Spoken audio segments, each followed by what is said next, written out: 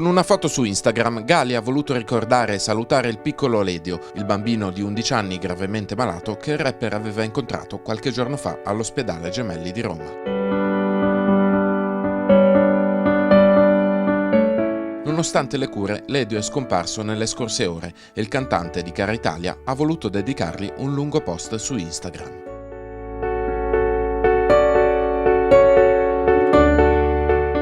A volte la vita si complica, ma è solo un periodo di transizione, solo un momento, scrive il rapper sul social. Non lasciate che nessuno vi faccia credere di avere una vita migliore della vostra, smettetela di sottovalutarvi e di cercare di essere chi non siete realmente. Sarai quella forza che mi è mancata fino ad ora, la forza di non avere paura, la forza che mi rialzerà quando sarà a terra, la forza di combattere.